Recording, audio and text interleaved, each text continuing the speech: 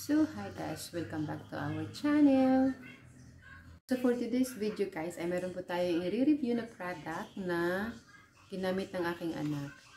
So before we start guys, please like and subscribe and hit the notification bell para updated po kayo sa aming mga new vlogs, sa aming mga ganap sa buhay.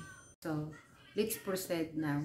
So yung item na ito po na i-review po natin ay si Pampers. Ayan. Pampers. Yan, si Pampers. Si Pampers.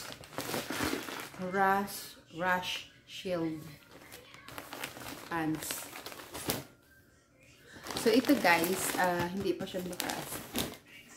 Dalawa kasi yung binibili ko, dalawang pack. Tapos ito, so ito na nga. So, alam nyo guys, kaya ko nagustuhan si Pampers. Actually, nag-switch ako kay Pampers kasi sa isang diaper na ginamit ko para sa bunso ko, nagkaroon siya ng infection. So, hindi ko na lang po i-mention kung anong product yun. Basta nagkaroon po siya ng infection. So, kaya, so ito na po yung review po natin kay Pampers. So, si Pampers, pants with aloe, lotion with aloe. So, about naman dito, okay naman po siya. Minsan, yung problema ko lang sa kanya ay mabilis mapunit yung dito ba. Pero okay naman po okay lang naman po kasi hanggang nasusuot pa naman po eh. Tapos yung dito naman sa legs, okay naman po. Yan, okay naman po siya. Ayan, manipis lang po siya. Kaya ako nagustuhan si Pampers kasi manipis lang po, at pag manipis po, super absorbent po siya. Pag nakakapag-apat na wiwig na si Bibi, pinapalitan ko na. Kasi nahatakot na ako guys na magkaroon siya ulit ng infection din sa wiwig. Kaya yun. So, ayan. So, yung nakalagay dito, alam ko may nakalagay dito.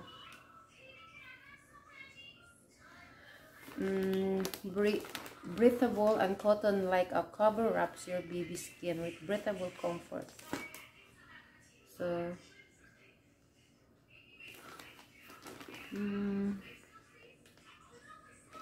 tapos ito pa guys, paano din i-dispose yung diaper. So, ganito lang siya gaganituhin.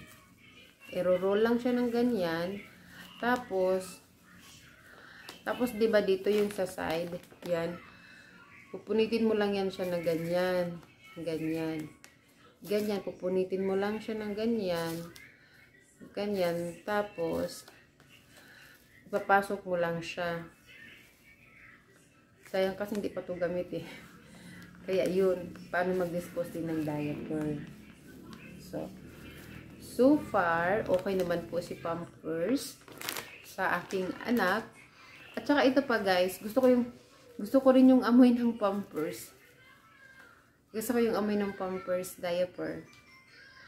Pag pinapalitan ko ng diaper si Bibi, inaamoy-amoy ko lang yung Pampers na to. Kasi gusto ko yung amoy niya. Yun. So, yun lang po guys. Yun lang po yung mai-review ko po sa product na ito. Na si Pampers. Si Pampers po ay sa out of 10, 9 po si Pampers. 9 po siya. Para po sa akin, sa out of 10 ay 9 po si Pampers. So far, maganda naman po si Pampers. Yun lang po yung yung dito ba. Madali siyang mapunit. I mean, yung dito pala, dito. Magsusuot dito or dito. Ganun. So, that's all for today, guys. Don't forget to like and subscribe. At hit the notification bell para updated po kayo sa aming mga new vlogs. Bye!